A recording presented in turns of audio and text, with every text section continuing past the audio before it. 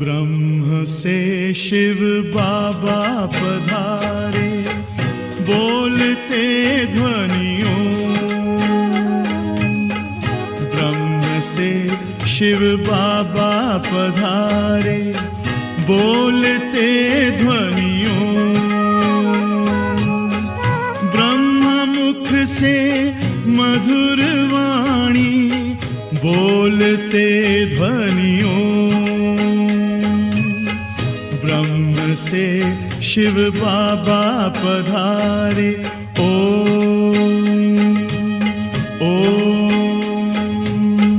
ओम शांति। आज 3 जुलाई 2024 बाबा के महावाक्य हैं। मीठे बच्चे, कलंगीधर बनने के लिए अपनी अवस्था अचल अडोल बनाओ। जितना तुम पर कलंक लगते हैं, उतना तुम कलंगीधर बनते हो। प्रश्न है, बाप की आज्ञा क्या है? किस मुख्य आज्ञा पर चलने वाले बच्चे दिल तख्त नशीन बनते हैं? उत्तर है, बाप की आज्ञा है, मीठे बच्चे, तुम्हें कोई से भी खिटखिट नहीं करनी है, शांति में रहना है। अगर कोई को तुम्हारी बात अच्छी नहीं लगती तो तुम चुप रहो, एक दो को तंग नहीं करो। बाप दादा के दिल तख्त नशीन तब बन सकते जब अंदर कोई भी भूत ना रहे, मुख से कभी कोई कड़वे बोल ना निकले, मीठा बोलना जीवन की धारणा हो जाए। ओम शांति। भगवान वाच, आत्म अभिमानी भव। पहले पहले जरूर कहना पड़े, यह है बच्चों के लिए सावधानी। बाप कहते हैं कि हम बच्चे बच्चे कहते हैं तो आत्माओं को ही देखता हूँ। शरीर तो पुरानी जुत्ती है, यह सतु प्रधान बन नहीं सकता। सतु प्रधान शरीर तो सतयुग में ही मिलेगा। अभी तुम्हारी आत्मा सतु प्रधान बन रही है, शरीर तो वही पुराना है। अभी तुमको अपनी आत्मा को सुधारना है, पवित्र बनना है। सतयुग में शरीर भी पवित्र मिलेगा। आत्मा को शुद्ध करने के लिए एक बात को याद करना होता है। बाप भी आत्मा को देखते हैं, सिर्फ देखने से आत्मा शुद्ध नहीं बनेगी। वह तो जितना बाप को याद करेंगे उतना शुद्ध होते जाएंगे। यह तो तुम्हारा काम है, बाप को याद करते करते सतु प्रधान बनना है। बाप तो आया ही है रास्ता बताने। यह शरीर तो अंत तक पुराना ही रहेगा। यह तो सिर्फ कर्म इंद्रियां है जिससे आत्मा का कनेक्शन है। आत्मा गुलगुल बन जाती है, फिर कर्तव्य भी अच्छे करती है। वहाँ पंछी जानवर भी अच्छे अच्छे रहते हैं। यहाँ चिड़िया मनुष्यों को देख भागती है, वहाँ तो ऐसे अच्छे अच्छे पंछी तुम्हारे आगे पीछे घूमते फिरते रहेंगे। वह भी कायदे से, ऐसे नहीं घर के अंदर घुस आएंगे, गंद करके जाएंगे। नहीं, बहुत कायदे की दुनिया होती है। आगे चल तुमको सब साक्षात्कार होते रहेंगे। अभी मार्जन तो बहुत बड़ी है। स्वर्ग की महिमा तो अपरम अपार है। बाप की महिमा भी अपरम अपार है, तो बाप की प्रॉपर्टी की महिमा भी अपरम अपार है। बच्चों को कितना नशा चढ़ना चाहिए। बाप कहते हैं मैं उन आत्माओं को याद करता हूँ जो सर्विस करते हैं, वह ऑटोमेटिकली याद आते हैं। आत्मा में मन बुद्धि है ना, समझते हैं कि हम फर्स्ट नंबर की सर्विस करते या सेकंड नंबर की करते हैं। यह सब नंबरवार समझते हैं। कोई तो म्यूजियम बनाते हैं, प्रेसिडेंट गवर्नर आदि के पास जाते हैं, जरूर अच्छी रीति समझाते होंगे। सब में अपना अपना गुण है। कोई में अच्छे गुण होते हैं तो कहा जाता है यह कितना गुणवान है। जो सर्विसेबल होंगे वह सदैव मीठा बोलेंगे, कड़वा कभी बोल नहीं सकेंगे। जो कड़वा बोलने वाले हैं उनमें भूत है, देह अभिमान है नंबर 1। फिर उनके पीछे और भूत प्रवेश करते हैं। मनुष्य बद चलन भी बहुत चलते हैं। बाप कहते हैं इन विचारों का दोष नहीं है। तुमको मेहनत ऐसी करनी है जैसे कल्प पहले की है। अपने को आत्मा समझ बात को याद करो, फिर आहिस्ते आहिस्ते सारे विश्व की डोर तुम्हारे हाथों में आने वाली है। ड्रामा का चक्र है, टाइम भी ठीक बताते हैं, बाकी बहुत कम समय बचा है। वो लोग आजादी देते हैं तो 2 टुकड़ा कर देते हैं, आपस में लड़ते रहे, नहीं तो उन्हों का बारूद आदि कौन लेगा। यह भी उन्हों का व्यापार है ना। ड्रामानुसार यह भी उन्हों की चालाकी है। यहाँ भी टुकड़े टुकड़े कर दिया है। वह कहते यह टुकड़ा हमको मिले, पूरा बंटवारा नहीं किया गया है। इस तरफ पानी जास्ती जाता है, खेती बहुत होती है, इस तरफ पानी कम है, आपस में लड़ पड़ते हैं, फिर सिविल वॉर हो पड़ती है। झगड़े तो बहुत होते हैं। तुम जब बाप के बच्चे बने हो तो तुम भी गाली खाते हो। बाबा ने समझाया था अभी तुम कलंगीधर बनते हो। जैसे बाबा गाली खाते हैं तुम भी गाली खाते हो। यह तो जानते हो कि इन विचारों को पता नहीं है कि यह विश्व के मालिक बनते हैं। 84 जन्मों की बात तो बहुत सहज है। आपे ही पूज्य, आपे ही पुजारी भी तुम बनते हो। कोई की बुद्धि में धारणा नहीं होती है, यह भी ड्रामा में उनका ऐसा पार्ट है। कर क्या सकते हैं, कितना भी माथा मारो, परंतु ऊपर चढ़ नहीं सकते हैं। तदबीर तो कराई जाती है, लेकिन उनकी तकदीर में नहीं है। राजधानी स्थापन होती है, उनमें सब चाहिए। ऐसा समझकर शांत में रहना चाहिए। कोई से भी खिटपिट की बात नहीं, प्यार से समझाना पड़ता है, ऐसे ना करो। यह आत्मा सुनती है, इसे और ही पद कम हो जाएगा। कोई कोई को अच्छी बात समझाओ तो भी अशांत हो पड़ते हैं, तो छोड़ देना चाहिए। खुद भी ऐसा होगा तो 1-2 को तंग करता रहेगा, यह पिछाड़ी तक रहेगा। माया भी दिन प्रतिदिन कड़ी होती जाती है। महारथियों से माया भी महारथी होकर लड़ती है। माया के तूफान आते हैं, फिर प्रैक्टिस हो जाती है पाप को याद करने की। एकदम जैसे अचल अडोल रहते हैं, समझते हैं माया हैरान करेगी, डरना नहीं है। कलंगीधर बनने वालों पर कलंक लगते हैं, इसमें नाराज नहीं होना चाहिए। अखबार वाले कुछ भी खिलाफ डालते हैं क्योंकि पवित्रता की बात है। अबलाओं पर अत्याचार होंगे। अकासुर बकासुर नाम भी है। स्त्रियों का नाम भी पूतना सूपनखा है। अब बच्चे पहले पहले महिमा भी बाप की सुनाते हैं। बेहद का बाप कहते हैं तुम आत्मा हो। यह नॉलेज एक बाप के सिवाय कोई दे नहीं सकता। रचता और रचना का ज्ञान यह है पढ़ाई, जिससे तुम स्वदर्शन चक्रधारी बन चक्रवर्ती राजा बनते हो।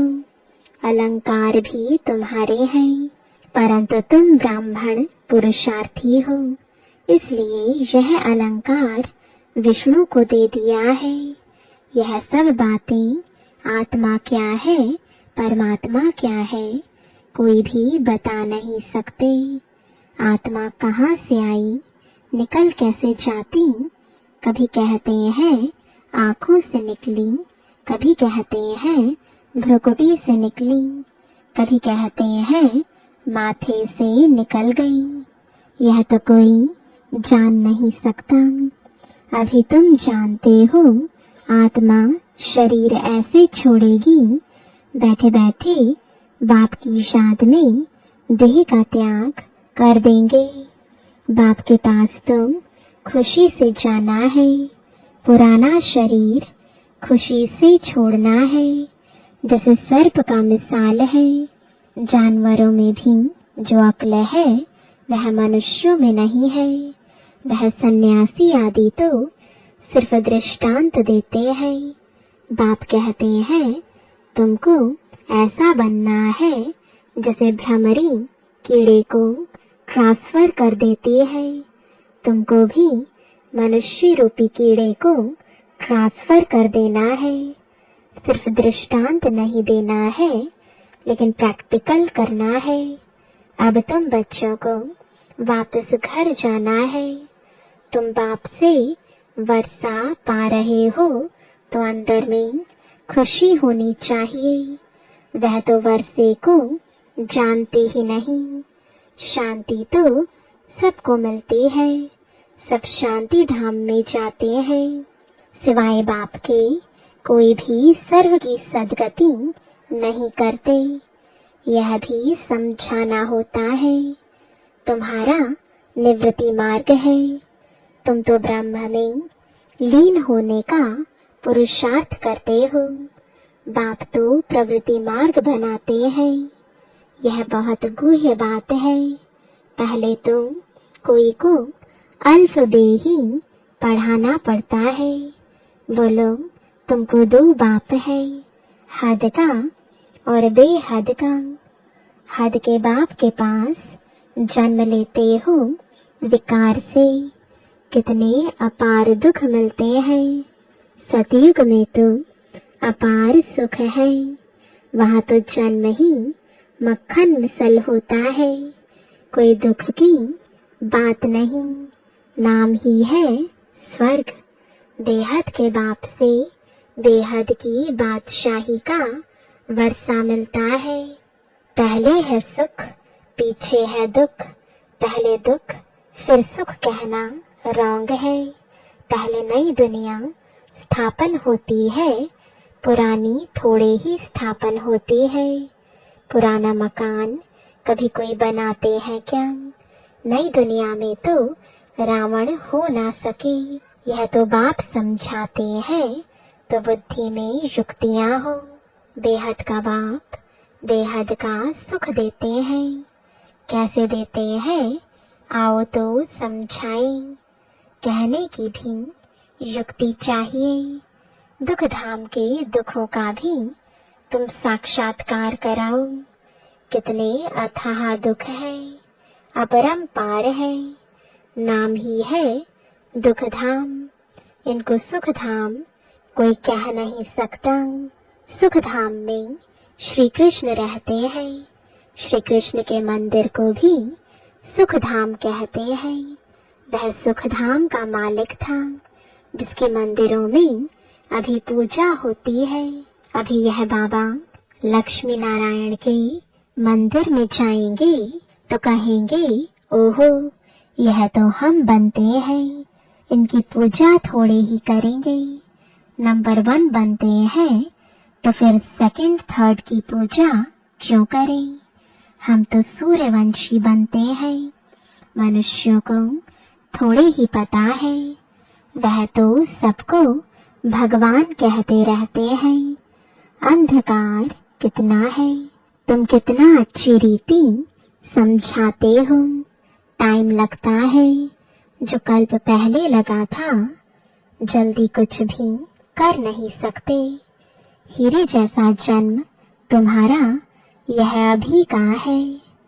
देवताओं का भी हीरे जैसा जन्म नहीं कहेंगे, वह कोई ईश्वरीय परिवार में थोड़े ही है। यह है तुम्हारा ईश्वरीय परिवार, वह है दैवी परिवार। कितनी नई नई बातें हैं। गीता में तो आटे में नमक मिसल है। कितनी भूल कर दी है श्री कृष्ण का नाम डालकर। बोलो, तुम देवताओं को तो देवता कहते हो, फिर श्री कृष्ण को भगवान क्यों कहते हो? विष्णु कौन है, यह भी तुम समझते हो। मनुष्य तो बिगर ज्ञान के ऐसे ही पूजा करते रहते हैं। प्राचीन भी देवी देवता है जो स्वर्ग में होकर गए हैं। सतो रजो तमो में सबको आना है। इस समय सब तमो प्रधान है। बच्चों को पॉइंट्स तो बहुत समझाते हैं। बैच पर भी तुम अच्छा समझा सकते हो। बाप और पढ़ाने वाले टीचर को याद करना पड़े, परंतु माया की भी कितनी कश्मकशा चलती है। बहुत अच्छी अच्छी पॉइंट्स निकलती रहती हैं। अगर सुनेंगे नहीं तो सुना कैसे सकेंगे? अक्सर करके बाहर में बड़े महारथी इधर उधर जाते हैं तो मुरली मिस कर देते हैं, फिर पढ़ते नहीं। पेट भरा हुआ है। बाप कहते हैं, कितनी गुह्य गुह्य बातें तुमको सुनाता हूँ, जो सुनकर धारण करना है। धारणा नहीं होगी तो कच्चे रह जाएंगे। बहुत बच्चे भी विचार सागर मंथन कर अच्छी अच्छी पॉइंट्स सुनाते हैं। बाबा देखते हैं, सुनते हैं, जैसी जैसी अवस्था ऐसी ऐसी पॉइंट्स निकाल सकते हैं। जो कभी इसने नहीं सुनाई है वह सर्विसेबल बच्चे निकालते हैं। सर्विस पर ही लगे रहते हैं। मैगजीन में भी अच्छी पॉइंट्स डालते हैं तो तुम बच्चे विश्व का मालिक बनते हो। बाप कितना ऊंच बनाते हैं। गीत में भी है ना, सारे विश्व की बागडोर तुम्हारे हाथ में होगी, कोई छीन ना सके। यह लक्ष्मी नारायण विश्व के मालिक थे ना, उन्हों को पढ़ाने वाला जरूर बाप ही होगा। यह भी तुम समझा सकते हो। उन्होंने राज्य पद पाया कैसे? मंदिर के पुजारी को पता नहीं। तुमको तो अथाह खुशी होनी चाहिए। यह भी तुम समझा सकते हो। ईश्वर सर्वव्यापी नहीं। इस समय तुम 5 भूत सर्वव्यापी हैं। एक एक में यह विकार है। माया के 5 भूत हैं। माया सर्वव्यापी है, तुम फिर ईश्वर सर्वव्यापी कह देते हो। यह तो भूल है ना। ईश्वर सर्वव्यापी हो कैसे सकता? वह तो बेहद का वर्षा देते हैं, कांटों को फूल बनाते हैं। समझाने की प्रैक्टिस भी बच्चों को करनी चाहिए। अच्छा, मीठे मीठे सिकिलते बच्चों प्रति माता पिता बाप दादा का याद प्यार और गुड मॉर्निंग। रूहानी बाप की रूहानी बच्चों को नमस्ते। रूहानी बच्चों की रूहानी बाप दादा को गुड मॉर्निंग और नमस्ते। धारणा के लिए मुख्य सार है, पहला, जब कोई अशांति फैलाते हैं या तंग करते हैं तो तुम्हें शांत रहना है। अगर समझाने मिलते हुए भी कोई अपना सुधार नहीं कर सकते तो कहेंगे इनकी तकदीर, क्योंकि राजधानी स्थापन हो रही है। दूसरा, विचार सागर मंथन कर ज्ञान की नई नई पॉइंट्स निकाल सर्विस करनी है। बाप मुरली में रोज जो गुह्य बातें सुनाते हैं वह कभी मिस नहीं करनी है। वरदान है पवित्रता को आदि अनादि विशेष गुण के रूप में सहज अपनाने वाले पूज्य आत्मा भव। पूजनीय बनने का विशेष आधार पवित्रता पर है। जितना सर्व प्रकार की पवित्रता को अपनाते हो उतना सर्व प्रकार से पूजनीय बनते हो। जो विधि पूर्वक आदि अनादि विशेष गुण के रूप से पवित्रता को अपनाते हैं वही विधि पूर्वक पूजे जाते हैं। जो ज्ञानी और अज्ञानी आत्माओं के संपर्क में आते पवित्र वृत्ति दृष्टि वाइब्रेशन से यथार्थ संपर्क संबंध निभाते हैं, स्वप्न में भी जिनकी पवित्रता खंडित नहीं होती है वही विधि पूर्वक पूज्य बनते हैं। स्लोगन है, व्यक्त में रहते अव्यक्त फरिश्ता बनकर सेवा करो तो विश्व कल्याण का कार्य तीव्र गति से संपन्न हो। ओम शांति।